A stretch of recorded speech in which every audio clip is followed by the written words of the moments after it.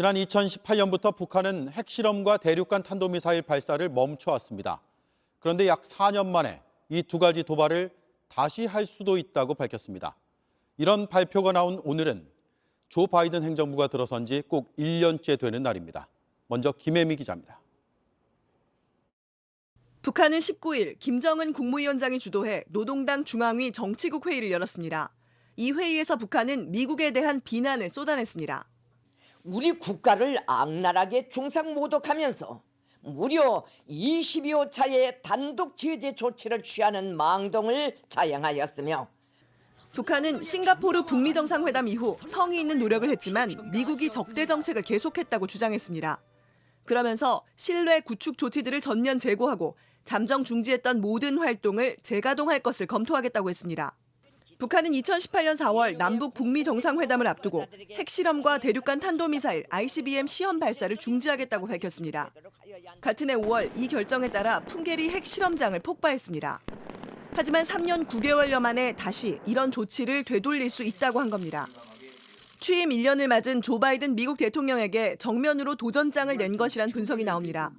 하지만 바이든 대통령은 2시간가량 이어진 취임 1년 기자회견에서 북한에 대한 언급을 하지 않았습니다. 전문가들은 북한이 당분간 핵시설 재가동 등을 진행하며 긴장을 높일 것이라고 예측했습니다. JTBC 김혜미입니다. 이처럼 북한은 다시 벼랑 끝 전술로 돌아간 것으로 보입니다. 도발의 가능성이 있는 시점까지 시사했습니다. 다음 달과 4월입니다. 이때 북한이 중요하게 여기는 기념일이 있습니다. 안익은 기자입니다. 북한은 철저히 미국을 바라보고 시간표를 짠 걸로 보입니다. 유엔 안보리에서는 미국의 요청으로 북한의 미사일 발사에 대해 대응책을 논의할 예정입니다. 북한은 바이든 정부가 대북 정책을 바꾸지 않으면 핵실험과 대륙간 탄도미사일 발사 카드를 꺼낼 태세입니다. 미국의 날로 우심해지고 있는 대조선 적대 행위들을 확고히 제압할 수 있는 보다 강력한 물리적 수단들을 지체 없이 강화할. 북한과 미국 어느 쪽도 타협안을 내지 않으면 한반도 정세는 평창올림픽 이전에 강대강 국면으로 치달을 것으로 보입니다. 북한은 사실상 무력 도발을 검토할 시간표까지 예고했습니다. 다음 달 16일 김정일 국방위원장 80주년 생일과 오는 4월 15일 김일성 주석 110주년 생일을 성대하게 경축하겠다고 했습니다.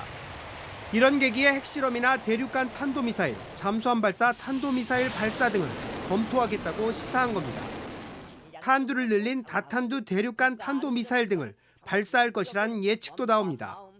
정부는 임기 내내 추진해온 한반도 평화정책이 좌초될까 우려하고 있습니다. 한반도 상황이 안정적으로 관리될 수 있도록 미국 등 관련국들과 긴밀히 협의해 나갈 것입니다. 북한이 군사행동을 시사한 만큼 종전선언 추진 동력도 크게 떨어지게 됐습니다. JTBC 안의근입니다.